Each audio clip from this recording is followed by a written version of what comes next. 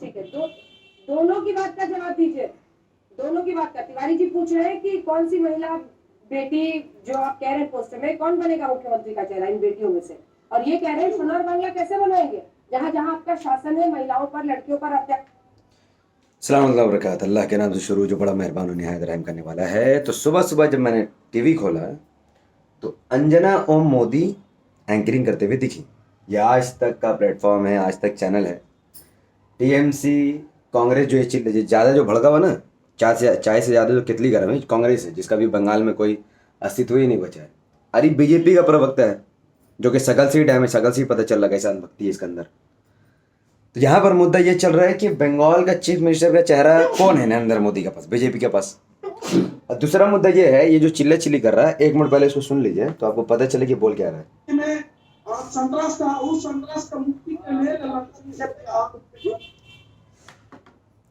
ये बीजेपी का जो छछूंदर है, ये बोल रहा है कि बंगाल में लोग ममता को वोट देता है, तो वोट देने के बाद क्या मिलता है, दूसरे स्टेट में जाके काम करता है। तो टीएमसी का जो और कांग्रेस का आदमी बैठा वो तो कुछ बोल नहीं पा रहा, और फिर वो पूछ रहा है कि बताओ ममता ने बंगाल में क्या किया, ममता ने बंगाल में क्या किया, क्यों बाहर लोग काम करने जा रहे हैं।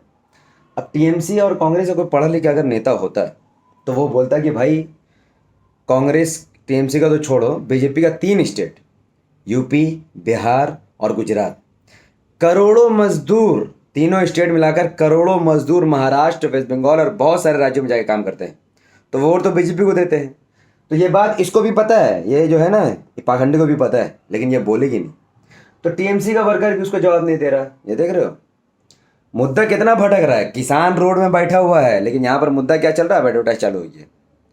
तो किसान रोड में है, परेशान है। खुद बीजेपी जिस राज्य में शासन कर रही है वहाँ के लोग पलायन कर रहे हैं दूसरे राज्यों में, लेकिन जब किसी और राज्य में लड़ाई होती है जहाँ पर कांग्रेस, टीएमसी या फिर सीपीएम जैसे पार्टियों की सरकार होती है, वहाँ पर वो सवाल उठाती है कि आपने जितने बाद क्या किया, क्यों मजदूर बाहर काम कर रहे हैं। और वो जो लोग पार्टी के बैठे होते हैं यहाँ पर, वो उनको जवाब नहीं दे पाते। क्यों? क्योंकि वो सब के सब चोर हैं। सबका एक ही रणनीति है, वोट लो, माल वसूल करो, हिंदू को मुस्लिम से लड़ाओ, बीजेपी से मुसलमानों को डराओ, हिंदुओं को मुसलमान से डराओ, फिर खाला राज करो। तो यही उनका सिस्टम है। तो ये जो बकलोलीपना पूरा चल रहा टीवी में, वेस्ट बंगाल इलेक्शन 27 मार्च को ऑलरेडी अनाउंस हो चुका है। यस, पूरा डेट डिक्लेयर कर दी गया। और यहाँ बहुत बड़ा सवाल खड़े हो रहा है कि इलेक्शन कमीशन ने ऐसे कैसे 8 फेज में चुनाव करा रही है। एक फेज में नहीं हो रहा है। वेस्ट बंगाल की पॉपुलेशन तो करोड़ों में है, 2 फेज में चुनाव हो सकता है, लेकिन 8 फेज में चुनाव हो रहा है। और ये आपके सामने मैं लगा दूंगा। फेज 1 होगा 27 मार्च से, यानी 27 मार्च से चुनाव स्टार्ट हो, इलेक्शन स्टार्ट। आप जाके वोट देंगे, जिसके एरिया में वोटिंग होगा उसको जाके देना है। 27 मार्च के बाद फेज 2 आएगा 1 अप्रैल, फिर फेज 3 6 अप्रैल, फेज 4 10 अप्रैल, फेज 5 17 अप्रैल, फेज 6 22 अप्रैल, फेज 7 26 अप्रैल और फेज 8 29 अप्रैल। यानी 27 मार्च से लेकर 29 अप्रैल तक चुनाव चलेगा। अब मुझे ये नहीं समझ में आ रहा है कि 27 के बाद 1 तारीख, 1 के बाद 6, 6 के बाद 10, 10 के बाद 17, 17 के बाद 22, 26, 29, ये तो 5 और 3 दिन का जो गैप है, इसमें क्या किया जाएगा? ईवीएम के साथ घोटाला किया जाएगा, इलेक्शन क्या हो जाएगा, मुझे नहीं पता इस बारे में। अब देखिए, वेस्ट बंगाल की सरकार टीएमसी की है और स्टेट इलेक्शन कमीशन करवाती है, सेंट्रल नहीं, वो तो स्टेट के कंट्रोल में है। अब ये जो पूरा 6 फेज में चुनाव है, तो ये तो बिना ममता की इजाज़त से तो हो नहीं सकता है, क्योंकि स्टेट में ममता की सरकार है। वो अलग बात है कि अगर आरएसएस के लोग उसमें घुसे तो वो मोदी की बात सुनेंगे। तो ये 7 फेज में चुनाव पर पूरा मीडिया में बहस चल रहा है कि 7 फेज में क्यों हो रहा है, ये 2 फेज में क्यों नहीं 3 फेज। अब केरला में अगर होगा तो 1 फेज में होगा, एमपी में होगा तो 1 फेज में होगा, बंगाल में 7-8 फेज में चुनाव। तो उम्मीद है कि बहुत ज़्यादा घपला घोटाला हो, बहुत गड़बड़ हो, पैसा का पूरा धूम मच जाए, क्योंकि बीजेपी बंगाल में जीत के कुछ नया तो नहीं करने वाली है। जैसे यूपी में बलात्कार हो रहा वैसे बंगाल में होगा, जैसा बिहार और यूपी के लोग महाराष्ट्र आकर भाग के काम करते हैं, वहाँ पर उनको जॉब मिलता नहीं है, वैसे यहाँ के भी लोग भागने शुरू हो जाएंगे। तो ऑलरेडी कई सारे स्टेट में बीजेपी है, और वहाँ हम लोग ने देखा है हाथरस कांड में बीजेपी के एमएलए ने बलात्कारियों को बचाने की कोशिश की। गुजरात में बलात्कार होता है, उसके एमएलए खड़े हो जाते हैं। तो ये जो भाजपा जनता पार्टी जैसे में बलात्कारी जो लोग हैं, ये लोग असल में कभी भी आपका भला नहीं कर सकते। तो कोई ये सोचे कि यार बीजेपी सोनार बंगला बनाएगी तो गुजरात में क्या उखाड़ दिया उन लोगों ने। गुजरात में, यूपी में, बिहार में, महाराष्ट्र में भी इनकी सरकार थी 5 साल, तो वहाँ क्या कर लिया उन लोगों ने। तो आपको खुद देखना है कि ये लोग क्या करेंगे। और मैं इतना ही कहूँगा कि रिजल्ट जो भी हो, जितना भी रिजल्ट हो, 11 अप्रैल तक जो भी रिजल्ट आ जाए, सरकार बीजेपी का ही बनेगा। क्योंकि जब जीतने से पहले ममता के 10-15 लीडर पहले से ही बीजेपी में जा चुके हैं, तो जीतने के बाद कोई गारंटी लेगा कि कौन नहीं जाएगा? कोई गारंटी नहीं है। ऑफकोर्स जाएंगे लोग, पैसे में बिकेंगे, सब के सब तो चोर हैं। सीबीआई पीछे लगेगी तो उनको, शुभेंदु अधिकारी पहले टीएमसी में था, अब शुभेंदु अधिकारी को बीजेपी ने चोर बोलकर अपना पार्टी में ले लिया, मुकुल रॉय को बीजेपी ने चोर बोला, अपनी पार्टी में ले लिया। अब ये तमाम काम के बाद यही लोग लेकर बीजेपी बोली सोनार बांग्ला नहीं बन सकेगा। जिस चोर को उन लोगों ने पार्टी में लिया वो चोरी करेगा, सोनार बांग्ला तो वो नहीं बना सकता। तो हमें समझना पड़ेगा कि बीजेपी के आने से बंगाल में बहुत मेजर डेवलपमेंट का फर्क नहीं पड़ेगा, लेकिन हाँ अनडेवलपमेंट हो जाएगा। स्कूल कॉलेजों को निजीकरण कर दिया जाएगा, हॉस्पिटल निजीकरण किया जाएगा। जो भी आज फैसिलिटी अगर ममता ने दिया है नॉन मुस्लिमों के लिए, देखिए ममता है माँ मटी मानुस, उसने हिंदुओं के लिए बहुत कुछ किया है। देश का आज बंगाल का 70% हिंदू के लिए ममता ने जो किया है ना, वो मैं कहूँगा कि 70 साल में आने वाली किसी सरकार ने नहीं किया है। बहुत कुछ ममता ने किया है। हिंदुओं के एरिया को मैंने जाके देखा क्या है, वो हमारे भाई हैं, बदल चुका है सब कुछ, एकदम चेंज, लाइटिंग, रोड, कलर, साफ सफाई, सब कुछ हेवी मेंटेनेंस में। तो जो हिंदुओं के लिए ममता ने इतना कुछ किया है, वो 70% वोट में अगर 50% हिंदू भी अगर सही साफ दिल से अगर टीएमसी को वोट दे तो टीएमसी की सरकार बन जाएगी। और जहाँ तक मुसलमानों की बात है, तो मुसलमानों के लिए ममता ने कुछ नहीं किया और मुसलमानों को चाहिए भी नहीं, क्योंकि ममता ने वोट मुसलमानों से कुछ जो वादा करके लिया वो वादा ठेका का था। असल में उसने बीजेपी से डराया, मुसलमानों ने दे दिया। तो ममता ने मुसलमानों को कहा था कि हम 14% आरक्षण देंगे, उर्दू लैंग्वेज को ऑफिशियल करेंगे, मुसलमानों को जॉब देंगे, वो उसने नहीं किया और वो आगे भी नहीं करेगी।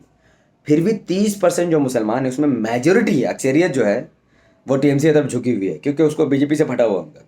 ये रियलिटी है। मैं खुद बंगाल में रहता हूँ, मुझे पता है कि बंगाल के लोगों को घर महंगा है। मुसलमानों की, सिर्फ मुसलमानों की बात कर रहा हूँ, उनको घर महंगा मिल रहा है, बिजली महंगा मिल रही है और बहुत फ्रस्ट्रेट हो चुके हैं अपने लाइफ से, लेकिन वो टीएमसी को ही वोट देंगे।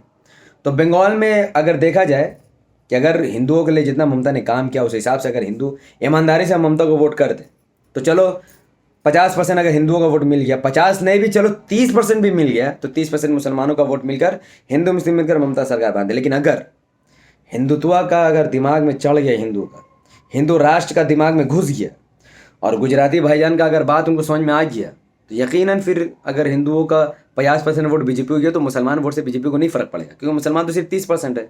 हिंदू ही बंगाल में डिसाइड करेगा किसकी सरकार बननी है, किसकी सरकार नहीं। और पूरे देश में ही हिंदू डिसाइड करते हैं, क्योंकि हिंदू मेजोरिटी में है, मुसलमान माइनॉरिटी में है। तो बंगाल में हिंदू ही बीजेपी को रोक सकता है, हिंदू ही बीजेपी को मजा चखा सकता है और हिंदू ही बीजेपी को बंगाल से बचा सकता है। अगर अगर अगर हिंदू चाह रहा है कि बीजेपी आना, तो मैं लिख कर दूंगा कि कोई माय का लाल बीजेपी सरकार बनाने से नहीं रोक सकेगा। बीजेपी सरकार बनाएगी तो इस देश यानी बंगाल का हिंदू ही डिसाइड करेगा कि बीजेपी सरकार बनाएगी या टीएमसी सरकार बनाएगी। और जहाँ तक मैं बात एमआईएम की करूँ, तो चूंकि मुस्लिम वोट का बंगाल में कोई वैल्यू नहीं है, मीडिया में ढकोसला है लेकिन कोई वैल्यू नहीं है। अगर मुसलमान एमआईएम को वोट करते 30% में से अगर 15% मुसलमान एमआईएम को वोट करके 50 एमएलए सीट भी दे देते हैं, तो फिर मुस्लिम वोट का वैल्यू होगा। अब सरकार जिसकी बने, टीएमसी की चाहे बीजेपी की, तो ये 50 एमएलए आपके राइट के लिए, आपके हक के लिए लड़ेंगे, स्कूल कॉलेज हॉस्पिटल के लिए लड़ेंगे। वो डिमांड करेंगे कि हमें हमारा आरक्षण दो, जो कि हमारा अधिकार है, संवैधानिक अधिकार है। हम माइनॉरिटी में 14% आरक्षण हमारा संवैधानिक अधिकार है। उर्दू को सेकेंड लैंग्वेज किया जाए ताकि जो मुसलमान उर्दू लैंग्वेज लेकर पढ़ रहे हैं वो उर्दू में एग्जाम दे सके, उनकी लाइफ अच्छी हो सके, वो गुर्बत से, बेरोजगारी से बाहर निकल सके। तो ये लड़ाई एमआईएम ही लड़ सकती है, कोई और नहीं लड़ सकता है। तो मुसलमानों को चाहिए कि मुसलमानों की अक्सरियत एमआईएम को वोट दे और हिंदुओं को अक्सरियत चाहिए, जो कि बीजेपी ने शुरू से उनको धोखा दिया है मुसलमानों से डराकर, लेकिन ममता ने उनके लिए काम किया है। तो हिंदुओं को चाहिए कि वो ईमानदारी से, इंसानियत के नाते वो ममता को वोट दे और फिर ममता अकेले ही सरकार बना ले, एमआईएम पीछे से सपोर्ट में रहे और एमआईएम अपना हक के लिए लड़ते रहे, दोनों का काम हो जाएगा। तो खैर ये थी आज की अपडेट। मैं इस वक्त होटल में हूँ, यकीनन ये मेरा रूम नहीं है, इतना अमीर मैं नहीं हूँ, इतना फैसिलिटी वाला रूम मेरा नहीं है, और ये है पूरा रूम। तो ये मैंने टीवी खोला, मुझे बकलोली दिखा तो मैंने आप तक पहुँचा दी और मैं इंशाल्लाह वीडियो जब अपलोड करूँगा, हो सकता है एक दिन देर भी हो जाए, तो आप सब वीडियो देखें, समझें कि किसान के मुद्दा को भटकाने के लिए ही वेस्ट बंगाल इलेक्शन में इतना जोर दिया जा रहा है और इलेक्शन जल्दी जल्दी कराया जा रहा है, और ताकि किसान को कोई दिखे ना। और यहाँ पर सब अमित शाह वर्सेस ममता बनर्जी करके ओवैसी साहब को भी दबा दिया जाए किसान के मुद्दे। ओवैसी साहब को तो इजाज़त नहीं मिला ना, लेकिन इसकी खबर किसी को भी आई नहीं। तो ठीक है, बहुत बहुत शुक्रिया। दुआ में याद रखें, वीडियो को लाइक करें, शेयर करें, कमेंट करें, हमारे चैनल द पॉडकास्ट को सब्सक्राइब करें, मेरे लिए दुआ करें। अस्सलाम वालेकुम, अल्लाह की सलामत रहमत बरकत तमाम भाई और बहनों में अल्लाह भी पीस अपॉन अस।